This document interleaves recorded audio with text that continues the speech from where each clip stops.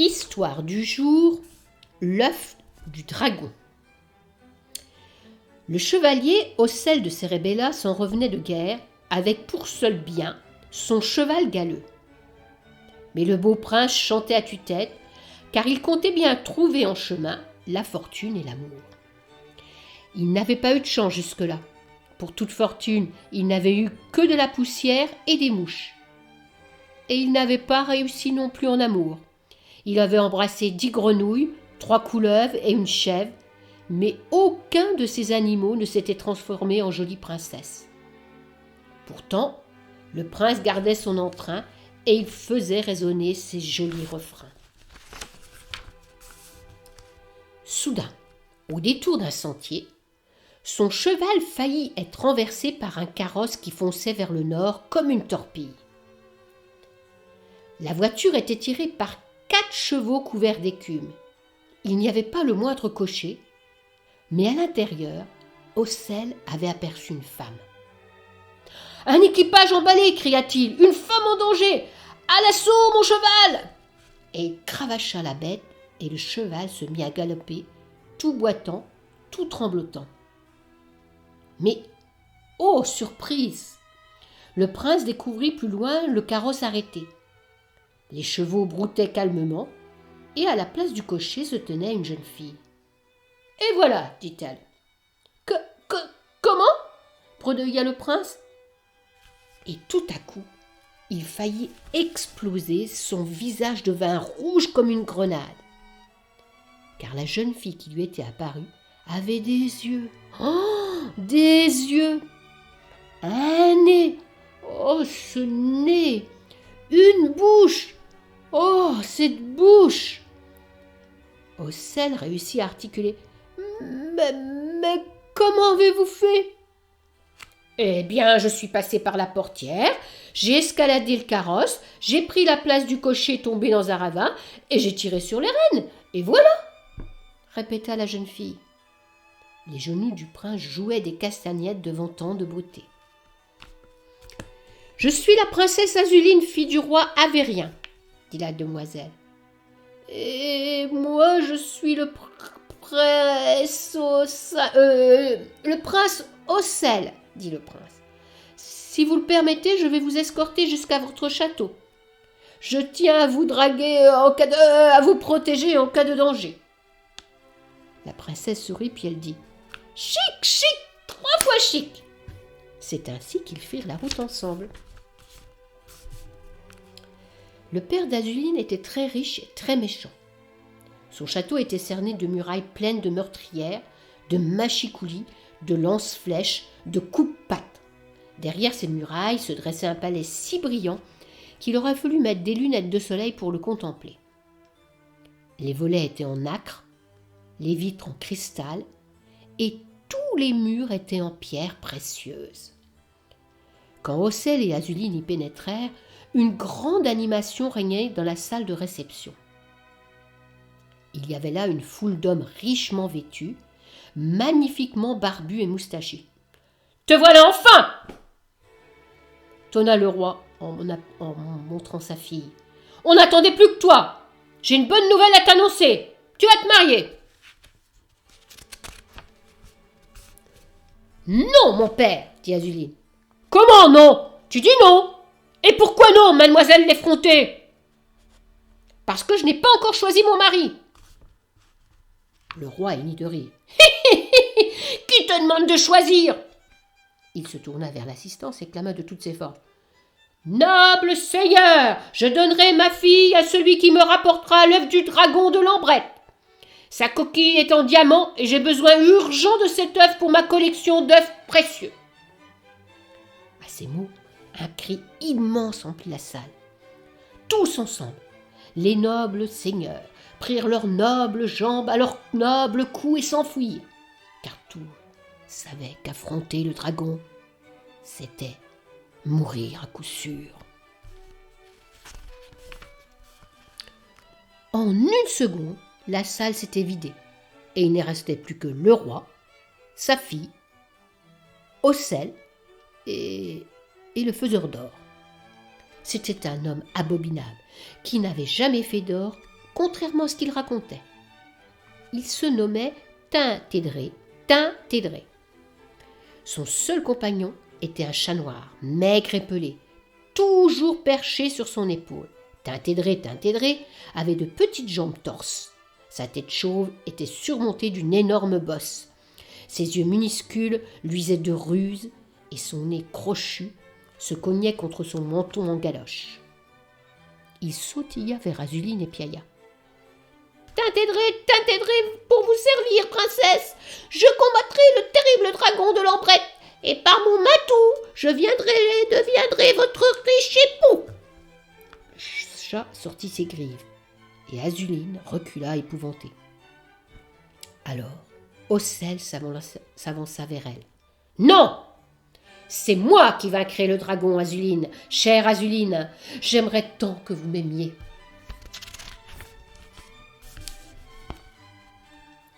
C'est ainsi que le prince Ocelle se lança dans la terrible aventure. Avant qu'il ne parte, la princesse lui donna un baiser d'adieu. Aussitôt le prince s'écria en levant son épée. « Galope, mon cheval, fends le vent! Le dragon de l'Ambrette n'a plus qu'à se préparer à mourir !» Le cheval boitillait dans la forêt obscure, quand tout à coup, une silhouette se dessina au bord du chemin. Un jeune garçon agitait la main et appelait le prince. « Oh, messire, vous n'êtes pas le prince Ocelle ?»« Tu me connais ?» dit Ocelle surpris. « Bien sûr, monseigneur. Partout des gens ne parlent que de vous. Laissez-moi vous accompagner. Je serai votre serviteur et votre aide. » Le garçon était maigrelet. Il ressemblait plus à un lutin qu'à un guerrier. Et Ocelle pensa. « Ça va être une belle aide en vérité. »« Passe ton chemin, dit-il. Au bout de ma route, il n'y a que la mort à glaner. Je vous en supplie. Je sais où aller, je suis un pauvre orphelin. » Le garçon joignait ses deux mains. On ne voyait pas plus très bien son visage, car il était coiffé d'un grand capuchon, mais ses yeux brillaient de désir. « Au moment du combat, je me tiendrai à l'écart, mais je verrai tout, et si vous mourrez, je raconterai vos exploits au monde entier. » « Tiens, voilà une bonne idée, pensa Ocelle, et il finit par lancer. « Bon, allez, monte en croupe, et dis-moi comment tu t'appelles, petit elfe des bois. »« Je m'appelle Jacques, pour vous servir, dit le garçon. » Les deux compagnons voyagèrent longtemps, de jour comme de nuit. Ils ne se reposaient guère, car ils étaient pressés d'arriver. Jacques tenait à aider le prince, mais il ne savait ni allumer du feu, ni faire cuire la nourriture. À vrai dire, il savait surtout s'exclamer. « Arriverons-nous bientôt? J'ai hâte de voir le dragon. Vite, plus vite !» Enfin, ils virent une pancarte qui barrait la route. Elle annonçait « L'Ambrette, domaine de Castumélas le dragon. » « Comme j'ai peur, dit Jacques. Il paraît que Castumélas est une dame dragon et qu'elle a un caractère épouvantable. »« Je sais, répondit Ocelle. On dit aussi que son cœur est si froid qu'au lieu de cracher du feu, elle crache de la glace. Est-ce que nous comprons là, messire ? Bien sûr, fit Ocelle, qui était déjà raide comme un héros. Reposons-nous, la nuit tombe, et c'est peut-être notre dernière nuit. Cette nuit, en effet, fut terrible pour les deux compagnons. À minuit, tandis que Jacques dormait, le prince Ocelle commit une énorme imprudence. Il décida de partir seul et d'affronter le monstre sans plus tarder. Depuis le baiser d'Azuline, il était tellement pressé. À sa ceinture, il mit son épée, sur son épaule, il mit son sac à œufs de dragon, et il partit vers le danger. Le monstre était facile à deviner. Ses ronflements de mitrailleuse faisaient vibrer le sol. Plus Ocelle approchait, plus il était secoué comme un pop-corn dans une poêle à frire. Le dragon était couché sur le ventre. Sa tête était enfouie sous ses ailes noires et luisantes. Près de lui, un magnifique œuf de diamant blanc étincelait sous la lune. Ocelle eut un sourire. « Ah, ça ne sera même pas la peine de combattre. Un peu de ruse et l'œuf est à moi. » Hélas, au moment où il se baissait pour cueillir le gros œuf, délicatement, comme si c'était une bombe prête à exploser, le dragon se mit à ronfler plus fort que jamais. Ocelle trébucha et tomba la tête la première contre les écailles brillantes de la bête. Le dragon sursauta. Il ouvrit son petit œil cruel. Sa gueule énorme sembla sourire, et il montra quelques dents aussi aiguisées que des poignards. Heureusement, il n'avait pas faim. Le monstre se contenta de soupirer, et aussitôt une tornade de vent glacé sortit de sa gueule. Ocelle fut projeté loin, très loin au-dessus des arbres, par-dessus la forêt comme un météore dans la nuit brune. Il se retrouva debout sur un rocher. Ses membres étaient de glace, son corps était de glace, le prince était totalement congelé. Au petit matin, quand Jacques se réveilla, une surprise l'attendait. Un vilain poignard lui chatouillait les côtes, et devant lui, plus laid que le plus laid, se tenait Tintedré qui ricanait.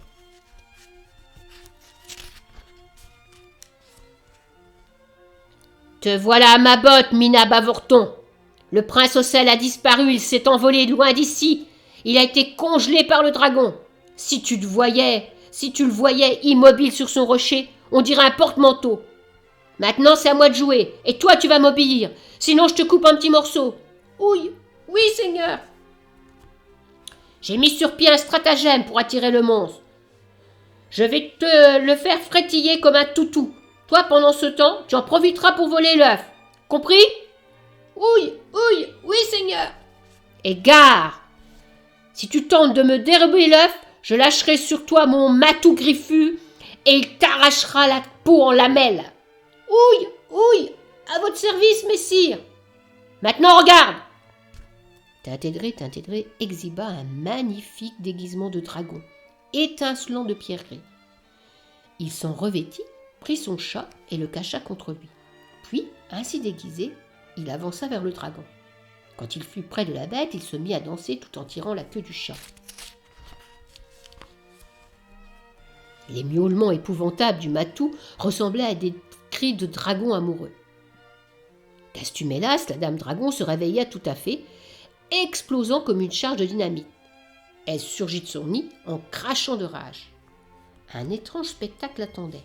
Devant elle, un faux dragon se pavanait en poussant des miaulements d'amour. Castumélas, étonnée, ébranla le sol de ses grosses pattes. Elle renifla, cligna de ses petits yeux rouges et avança encore. Brusquement, elle posa une patte sur le déguisement et crac! Le costume de Tintedré se déchira. Un crâne luisant apparut, puis un nez crochu, des petits bras tordus. Castumélas, qui s'apprêtait à dévorer ce faux amoureux, referma soudain la gueule. C'est que Tintedré ressemblait à un dragon nouveau-né. Castumélas rugit d'amour. « fit-elle, ce qui signifiait « Oh, mon dragonneau tout chaud !» Elle saisit délicatement le bonhomme entre ses dents et elle le déposa dans son nid avec son affreux chat tout hérissé. Elle les lécha tous les deux de sa grosse langue rêche, puis elle les enfouit sous ses ailes chaudes.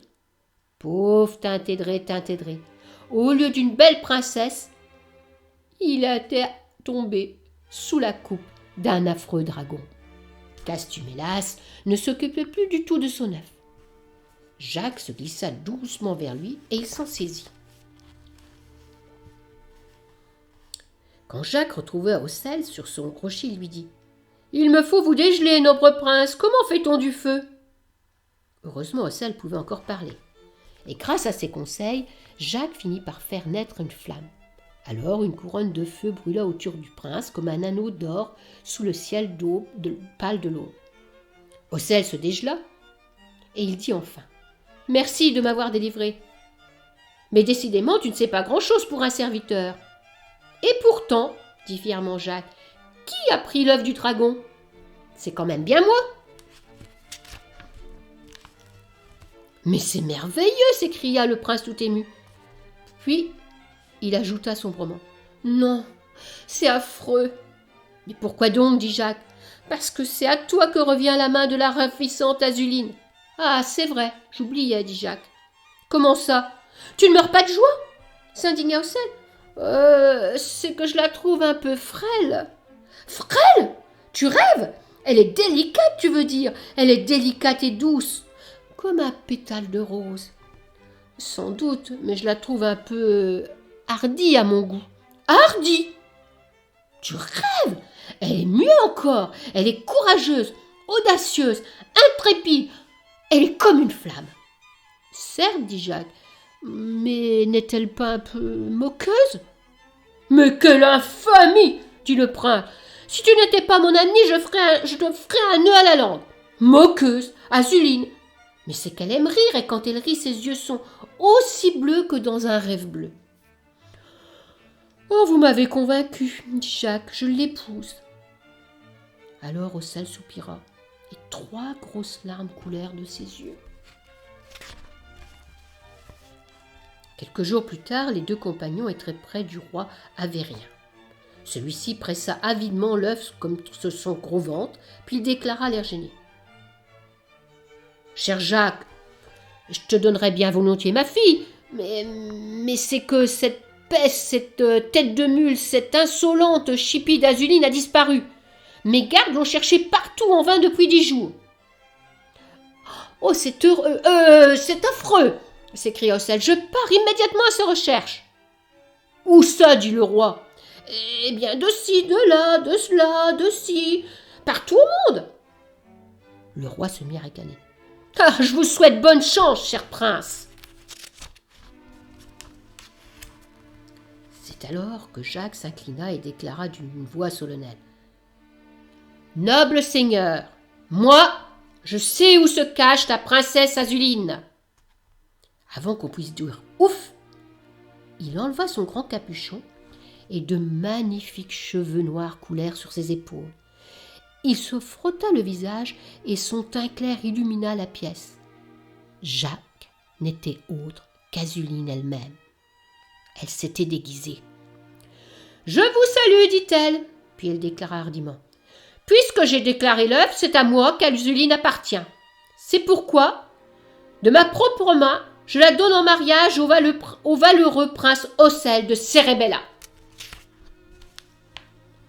Il est beau, courageux, timide, vaillant et obstiné. » Elle baissa les yeux, elle ajouta en rougissant. « Bref, je l'aime et je veux l'épouser. » Ce fut le plus beau mariage de tous les temps. Et Tintedré, qu'est-il devenu? Un jour, il s'échappa de son nid douillet. Castumella eut beaucoup de chagrin. Elle prit son envol et s'en alla mourir loin, très loin dans un désert. Mais la race des dragons n'est pas tout à fait morte. Le roi Avérien s'est montré bien imprudent de faire capturer le gros œuf. De jour en jour, la coquille se fendit, et bientôt, dans l'étincelant château, Avérien risque d'avoir une sacrée surprise. Tant pis pour lui. Fin de l'histoire.